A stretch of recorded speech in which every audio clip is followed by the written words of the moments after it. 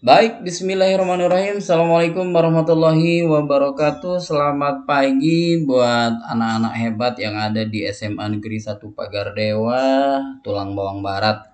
Pada hari ini, Bapak mendoakan buat kalian semua semoga selalu sehat dan penuh dengan semangat dalam melaksanakan kegiatan belajar di sekolah kebanggaan kita. Nah, pada kesempatan ini Bapak akan menyampaikan yaitu sebuah materi yang berkaitan dengan demokrasi.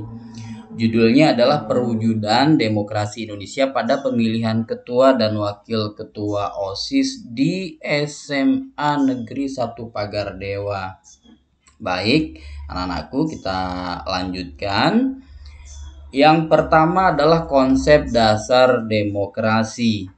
Ada berbagai macam bentuk demokrasi di dunia. Walaupun begitu, terdapat penjelasan yang secara umum dapat mendefinisikan kata demokrasi. Pernyataannya adalah pemerintah oleh rakyat, dari rakyat, dan untuk rakyat. Ini adalah konsep dasar demokrasi. Sangat erat kaitannya dengan kata demokrasi. Kata tersebut berupaya menyatukan rakyat dengan pemerintah. Nah, kalau kita lihat secara etimologis bahwa kata demokrasi berasal dari bahasa Yunani kuno yaitu demos. Perhatikan di sini ada kata demos dan kratos. Demos berarti rakyat dan kratos berarti kekuasaan yang mutlak. Maka apabila digabungkan, secara harfiah demokrasi memiliki makna kekuasaan yang mutlak oleh rakyat. Kemudian kalau kita lihat dari Kamus Besar Bahasa Indonesia, demokrasi ini memiliki arti bahwa bentuk atau sistem pemerintahan yang seluruh rakyatnya turut serta memerintah dengan perantara wakilnya, pemerintahan rakyat. Kemudian demokrasi juga diartikan di dalam Kamus Bahasa Indonesia sebagai gagasan atau pandangan hidup yang mengutamakan persamaan hak dan kewajiban serta perlakuan yang sama bagi semua warga negara. Itu tentang konsep dasar demokrasi. Kemudian yang selanjutnya yaitu pengertian demokrasi. Ada beberapa pendapat ahli yang mengemukakan definisi dari kata demokrasi. Yang pertama, ada Abraham Lincoln yang mengatakan demokrasi is government from the people, by the people, and for the people. Secara inti yang dimaksud oleh Abraham adalah demokrasi merupakan pemerintahan yang berasal dari rakyat, kemudian oleh rakyat, dan juga untuk rakyat. Lalu pendapat ahli yang kedua yaitu dari Kartini Kantono. Beliau mengatakan demokrasi adalah kekuasaan rakyat yang berbentuk pemerintahan dengan semua tingkatan rakyat ikut mengambil alih bagian dalam pemerintahan. Jadi Kartini Kantono mengatakan bahwa ada kekuasaan rakyat di dalam pemerintahan tersebut dengan semua tingkatan rakyat itu ada peran serta di dalam kepemerintahan. Kemudian selanjutnya pendapat ahli dari Soekarno, beliau mengatakan bahwa demokrasi adalah bentuk pemerintahan yang akan menjalankan pemerintahannya tanpa menyebabkan pelanggaran terhadap hak-hak asasi manusia. Lalu pendapat yang selanjutnya, pendapat dari Joseph A. Schumpeter, demokrasi merupakan suatu perencanaan institusional untuk mencapai keputusan politik di mana individu-individu memperoleh kekuasaan untuk memutuskan cara perjuangan kompetitif atas suara rakyat. Kemudian pendapat ahli berikutnya, yaitu Sidney Holt. Beliau mengatakan demokrasi adalah bentuk pemerintahan di mana keputusan-keputusan pemerintah yang penting yang secara langsung atau tidak langsung didasarkan pada kesepakatan mayoritas yang diberikan secara bebas dari rakyat. Dan pendapat ahli yang terakhir, yaitu Afan Ghaffar, beliau mengatakan bahwa memaknai demokrasi dalam dua bentuk, yaitu pemaknaan secara normatif dan juga secara empirik. Demokrasi normatif itu adalah demokrasi yang secara ideal hendak dilakukan oleh sebuah negara. Sedangkan demokrasi empirik adalah demokrasi yang dalam perwujudannya pada dunia politik praktis. Baik, kita bisa melihat di sini bahwa secara umum dari beberapa pendapat ahli yang saya tayangkan ini bahwa semua bertitik tumpu untuk kepentingan rakyat. Kita lanjutkan. Kemudian demokrasi bisa juga kita simpulkan adalah bentuk pemerintahan yang meletakkan kekuasaan negara tertinggi berada di tangan rakyat yang diformulasikan melalui sistem perwakilan dalam peradaban modern. Di sini kita melihat bahwa kekuasaan tertinggi negara itu berada di tangan rakyat. Baik anak-anakku yang hebat dan luar biasa. Kemudian di sini juga ada pemikiran tentang demokrasi, yaitu berdasarkan Deklarasi Kemerdekaan Amerika 4 Juli tahun 1776. Kalau kita ambil intisarinya bahwa bentuk dari kepemerintahan itu adalah meletakkan kekuasaan tertinggi berada di tangan rakyat. Inti dari Deklarasi Kemerdekaan ini. Jadi tetap bahwa pucuk ataupun kepentingan tertinggi di dalam sebuah negara demokrasi adalah untuk kepentingan rakyat. Kemudian ada unsur demokrasi menurut beberapa ahli. Di sini mengatakan ada Lyman Tower tahun 1987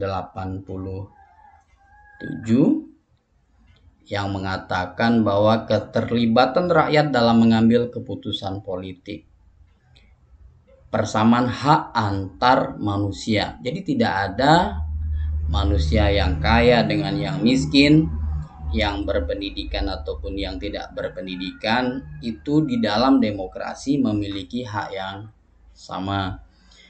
Kemudian kemerdekaan dan kebebasan warga negara. Lalu sistem perwakilan, sistem pemilihan mayoritas. Lalu unsur demokrasi menurut Afan Ghaffar, akuntabilitas di sini. Dia mengatakan bahwa ada hal yang bisa dipertanggungjawabkan.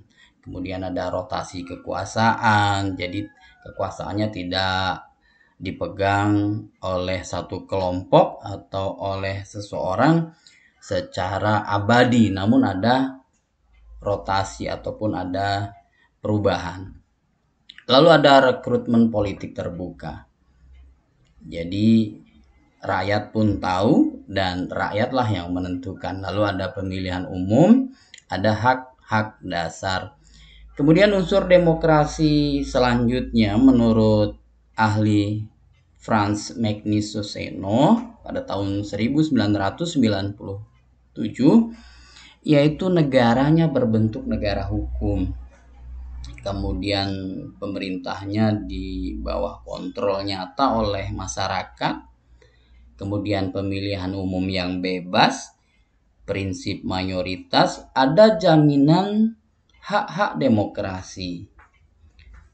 Lalu pendapat ahli berikutnya, Meriam Budiarjo pada tahun 1977,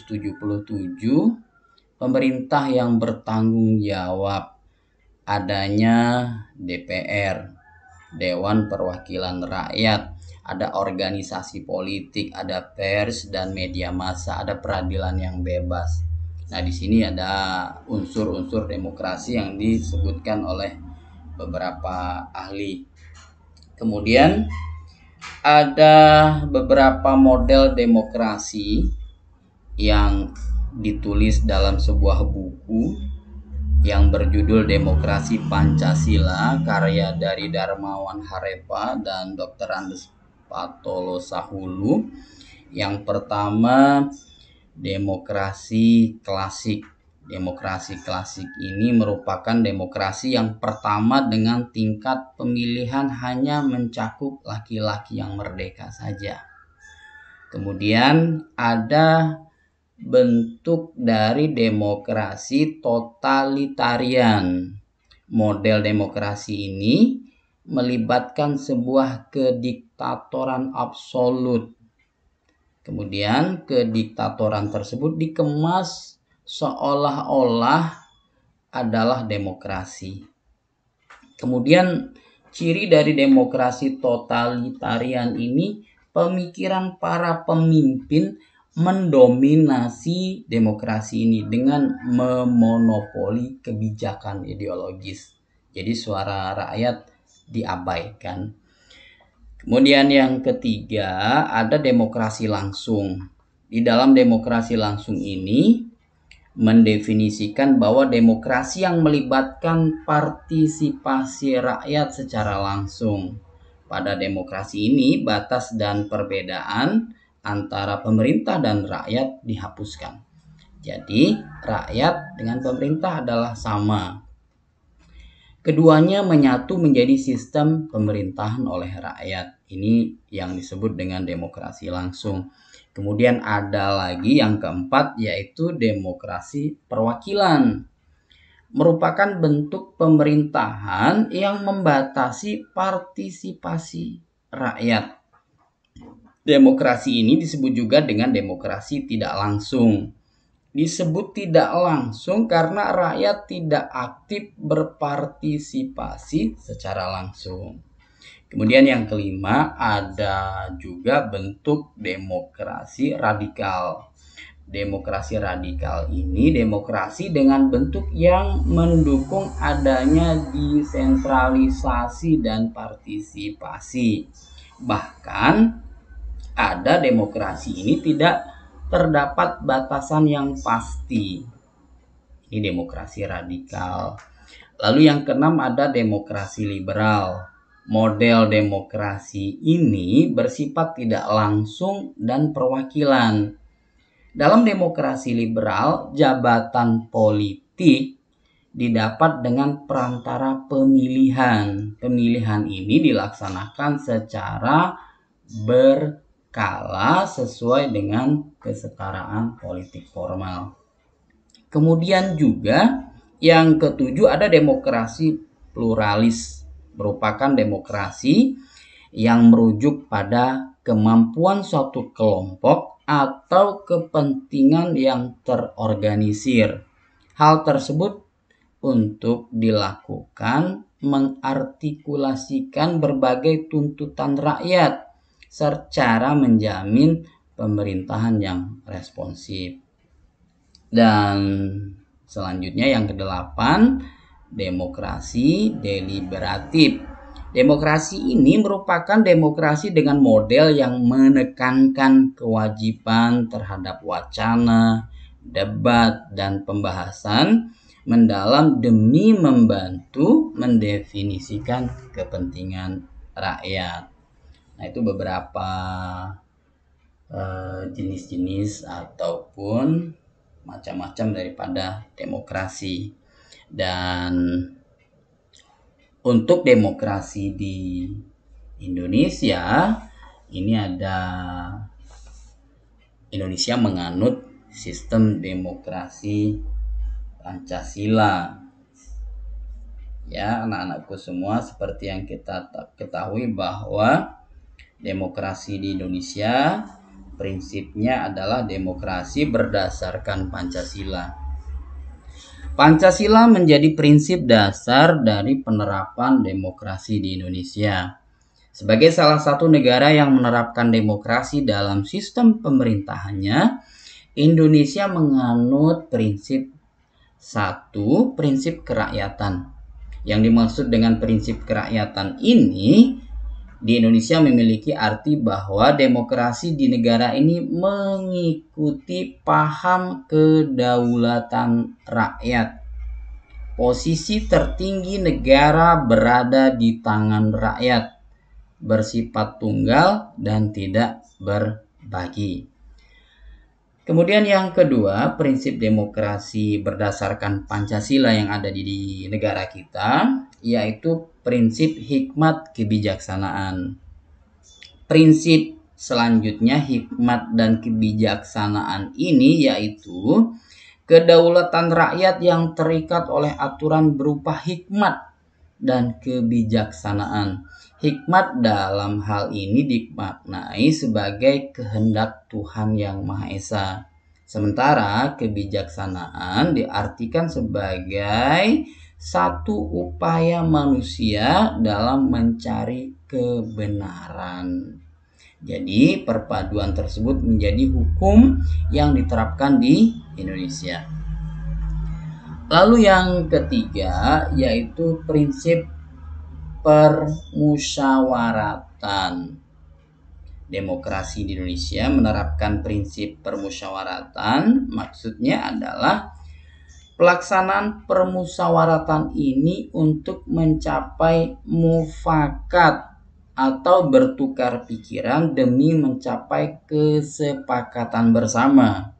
Musyawarah diharapkan dapat menuntun masyarakat menuju kesatuan dari sekian banyak pendapat yang beragam.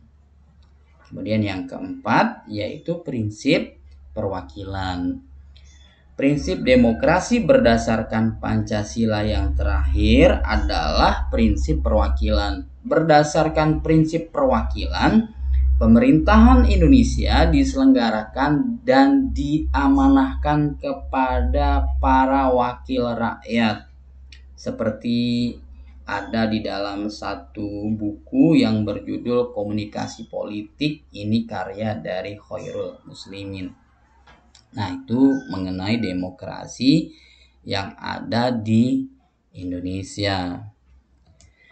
Kemudian selanjutnya yaitu nilai-nilai demokrasi. Nilai-nilai demokrasi pada umumnya mencakup tentang kebebasan masyarakat dalam berpendapat, di mana demokrasi membangun kondisi agar setiap warga mampu menyuarakan pendapatnya secara bebas, tidak ada intimidasi dan sebagainya.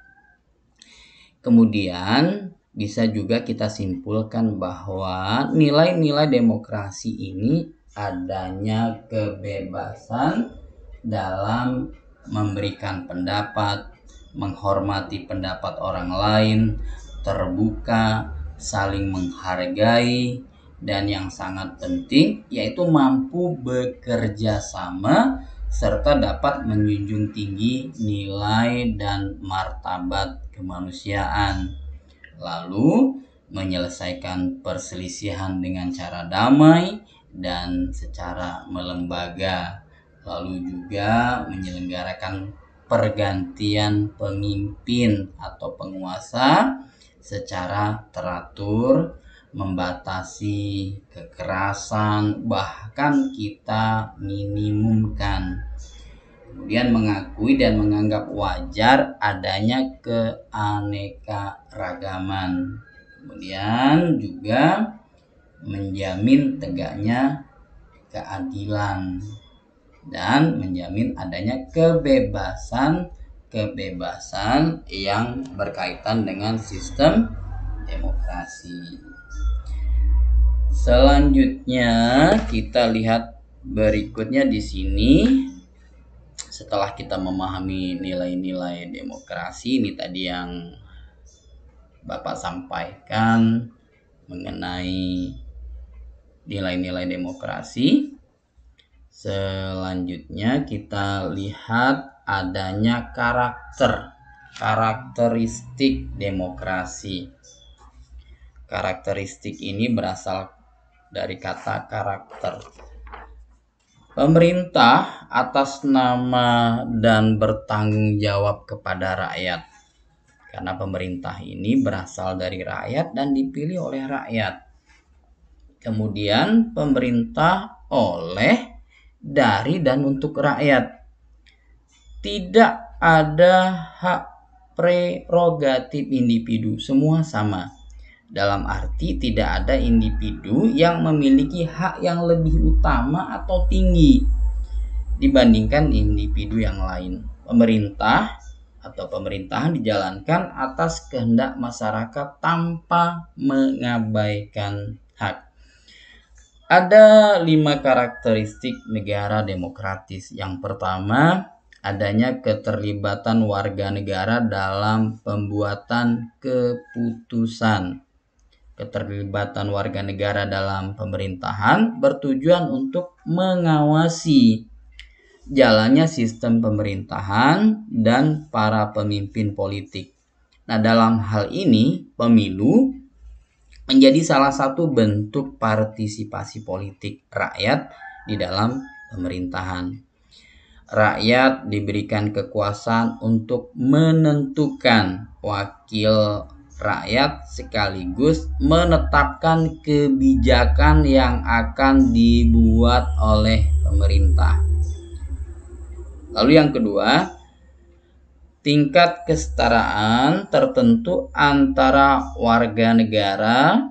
Tingkat kesetaraan yang dimaksud adalah kesetaraan politik, persamaan hukum, kesempatan ekonomi, dan hak sosial. Lalu berikutnya, tingkat kebebasan dan kemerdekaan warga negara berlandaskan hak asasi manusia. Kebebasan kemerdekaan menyangkut hak-hak asasi manusia. Ini seperti hak politik, hak ekonomi, kesetaraan di depan hukum, dan pemerintahan. HAM juga mengatur tentang hak pribadi yang harus diakui dan dilindungi oleh negara. Jadi tidak ada perbedaan antara satu individu dengan individu yang lain. Semuanya memiliki hak yang sama. Kemudian yang selanjutnya adalah penghormatan terhadap supremasi hukum.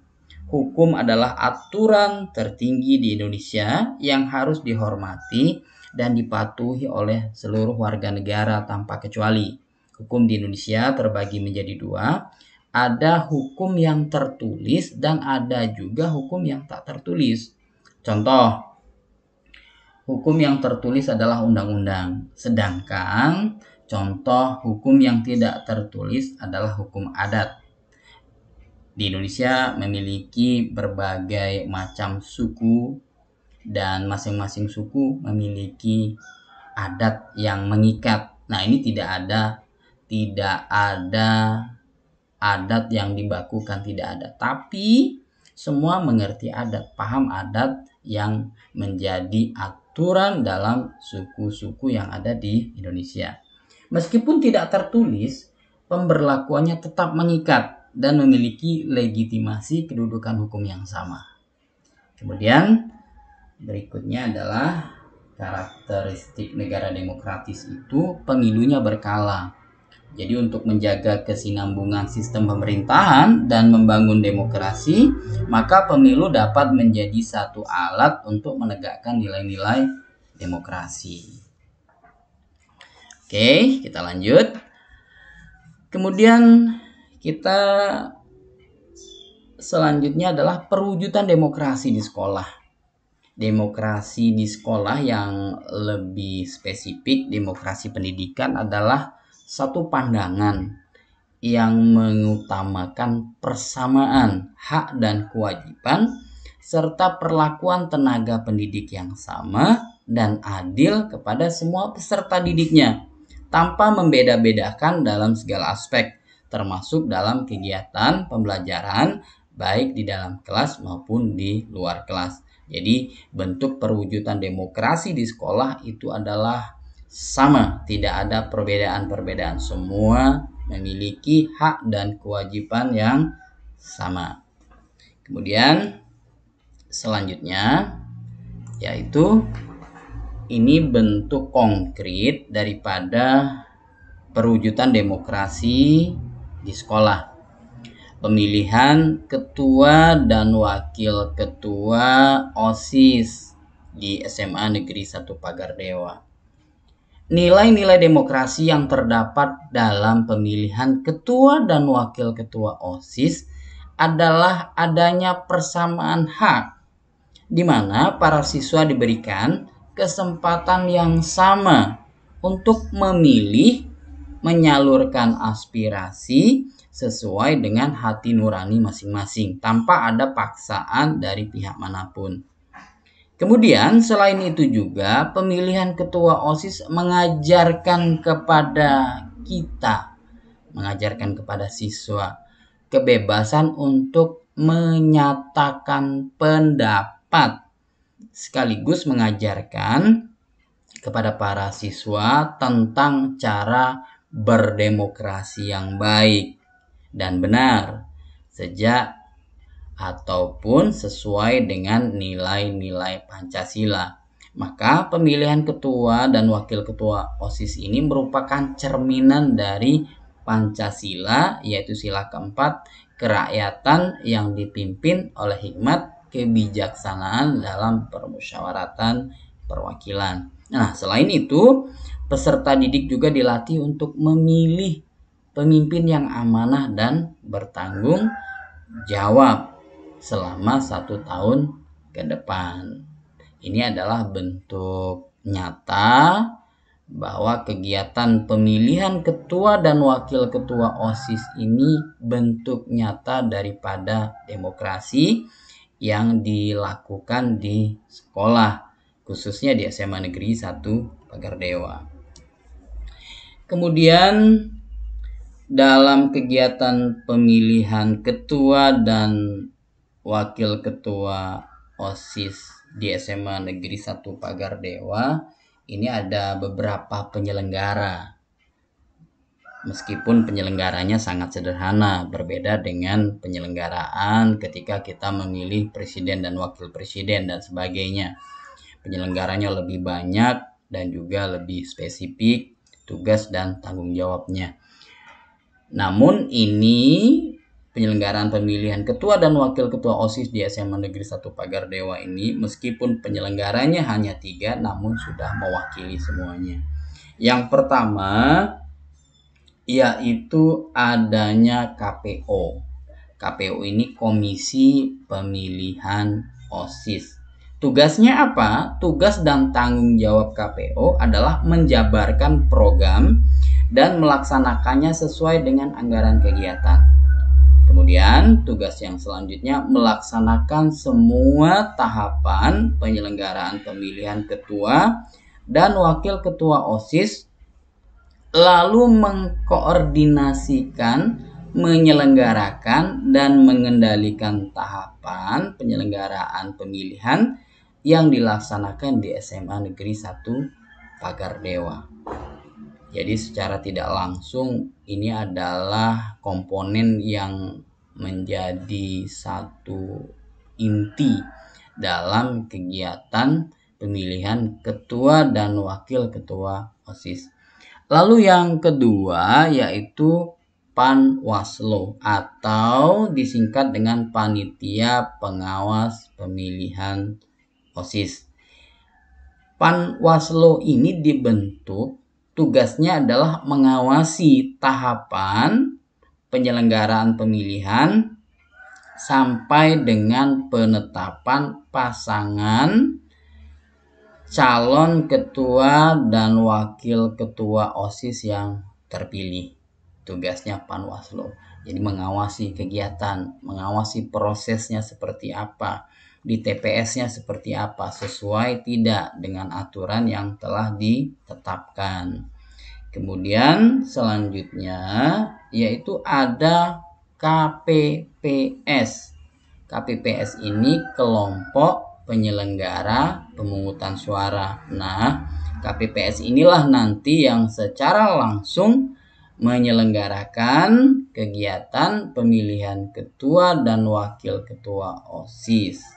Ya, ini ada 3 penyelenggara, yaitu KPO, Panwaslu, dan KPPS.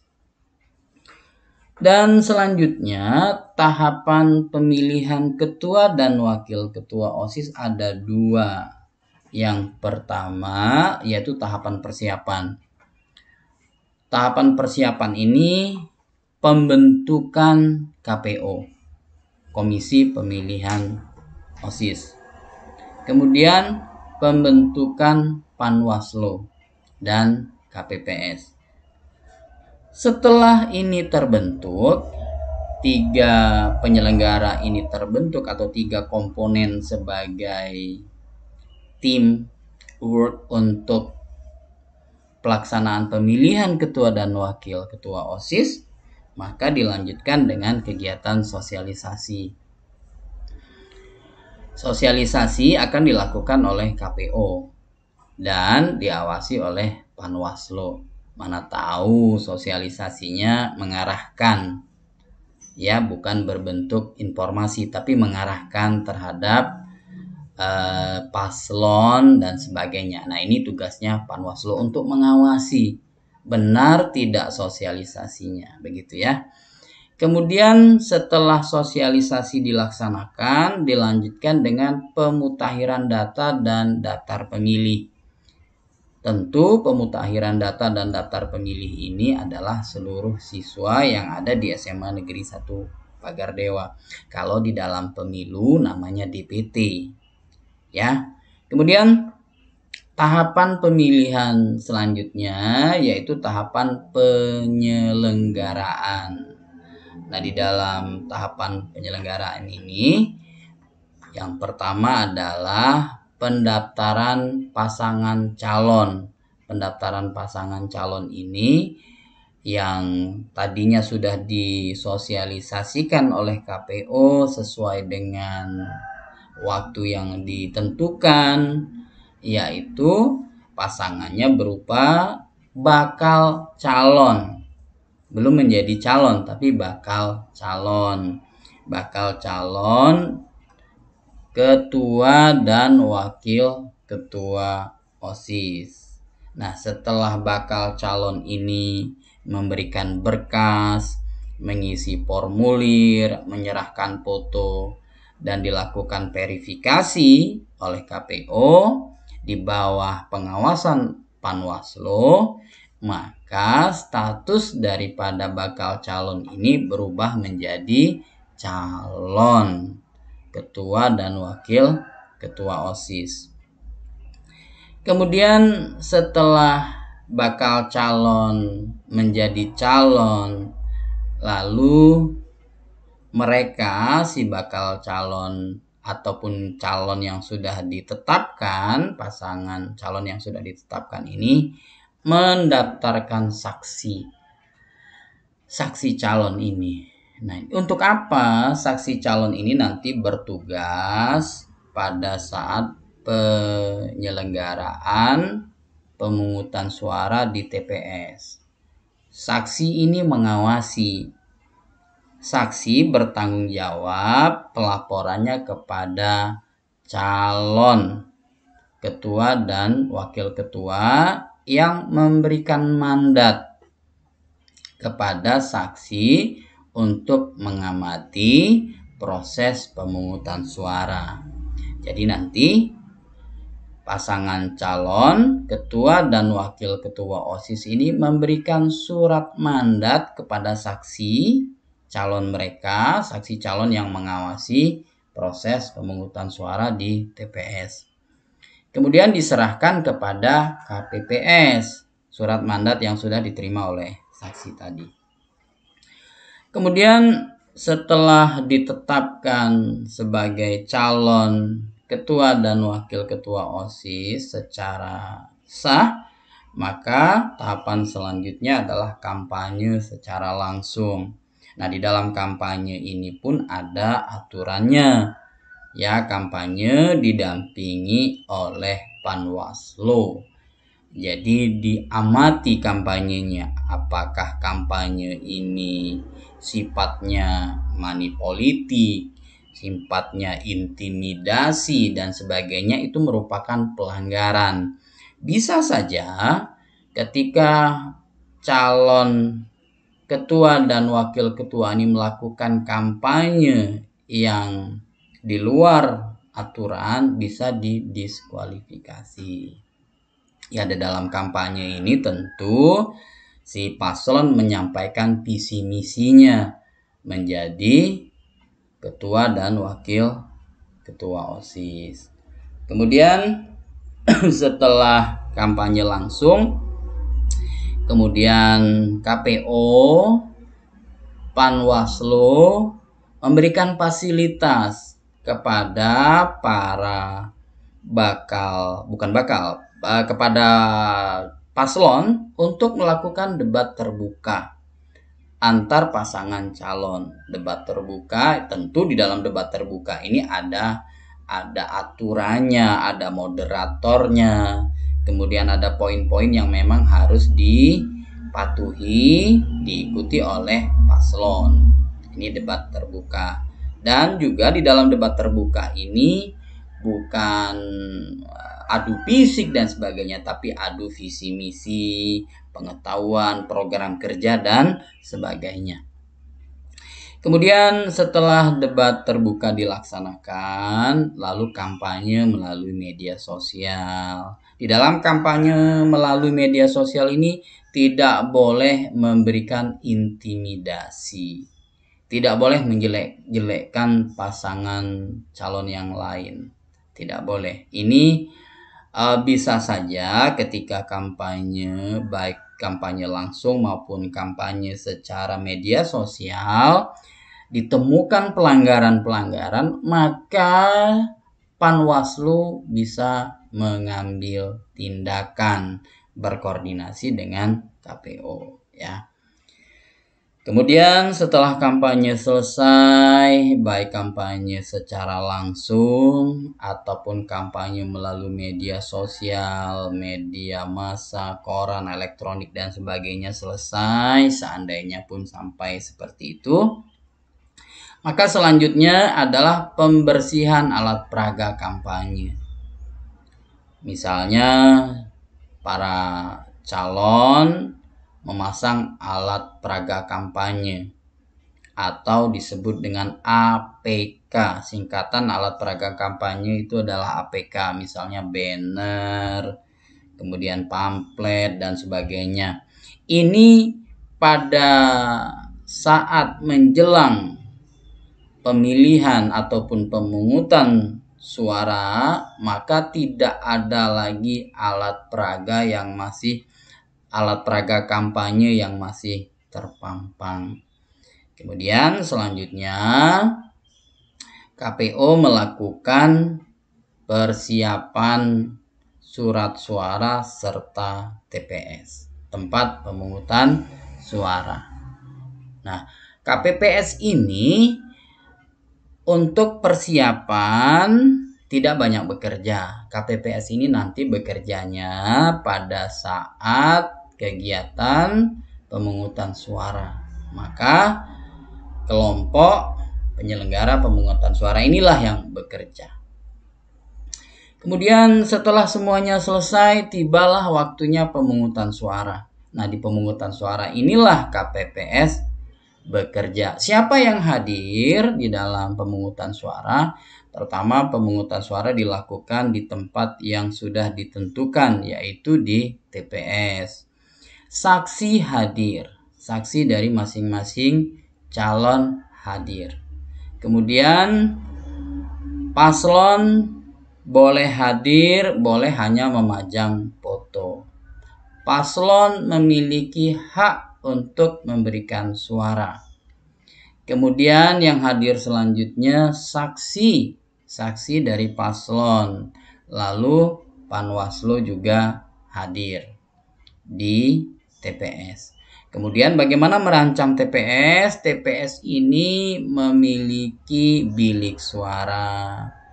Kemudian memiliki batas. Jadi tidak semua orang bisa masuk ke area TPS, tidak bisa, dibatasi.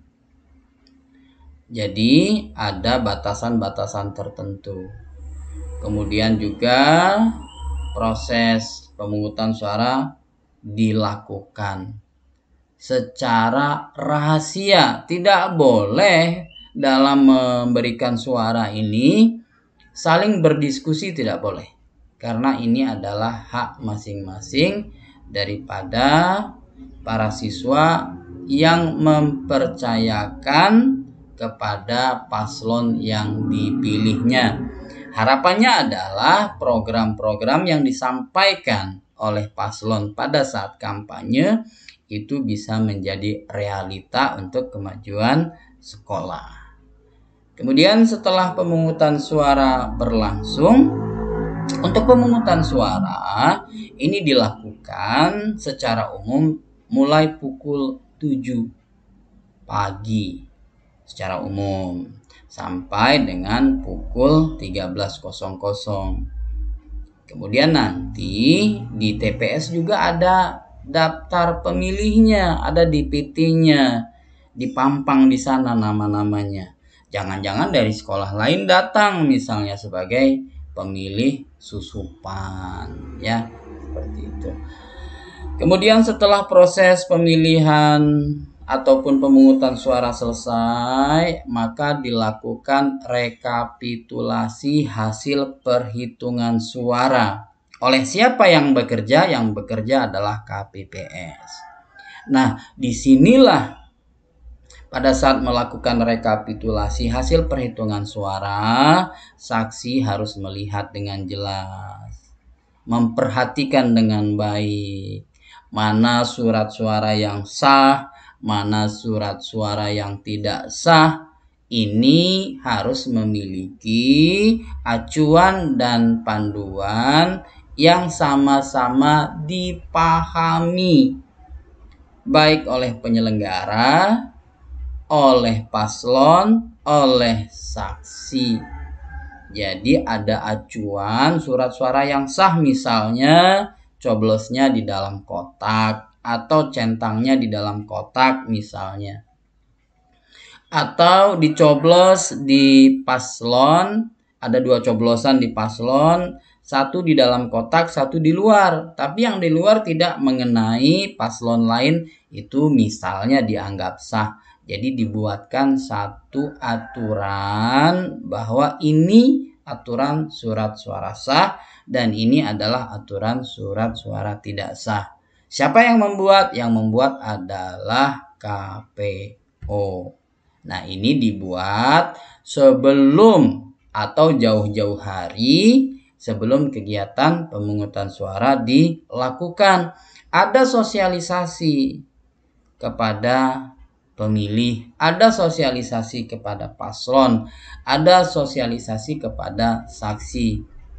Jadi persepsinya baik penyelenggara, paslon, saksi, kemudian Panwaslu, KPPS, semua sama.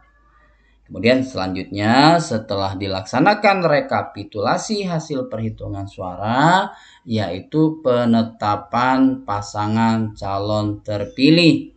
Dan penetapan ini diberita acarakan, ditandatangani oleh masing-masing saksi, kemudian oleh ketua KPPS dan juga anggota. Setelah berita acara ini ditetapkan, maka secara sah pasangan calon ini terpilih. Kecuali ada gugatan dari paslon lain, misalnya tidak terima karena ditemukan indikasi-indikasi kecurangan. Jadi kalaupun ada indikasi kecurangan, maka jangan membuat keributan di TPS. Bagaimana mekanismenya ketika menemukan kecurangan di dalam proses pemilihan ketua dan wakil ketua OSIS? Maka buat laporan secara resmi, berikut bukti-bukti ataupun saksi, lalu laporkan ke Panwaslu, yaitu Panitia Pengawas Pemilihan OSIS. Setelah laporan ini diterima, maka dilaksanakan bagaimana benarkah ini terjadi tindakan kecurangan. Maka akan ada namanya sidang tingkat Panwaslu. Dan kalaupun ini ternyata kecurangannya benar-benar bisa dibuktikan dan di dalam sidang diputuskan bahwa benar terjadi kecurangan oleh salah satu paslon dan paslon ini menang, maka pemungutan suaranya dilakukan pemungutan suara ulang. Demikian. Jadi anak-anakku semuanya, begitulah tentang demokrasi yang juga diimplementasikan di dalam kegiatan atau diwujudkan dalam bentuk pemilihan ketua dan wakil ketua OSIS di SMA Negeri 1 Pagar Dewa. Bapak kira cukup. Terima kasih atas perhatiannya, dan apabila terdapat kekeliruan dan kekurangan, Bapak mohon maaf. Dan Bapak tutup, billahi taufik wal hidayah. Assalamualaikum warahmatullahi wabarakatuh.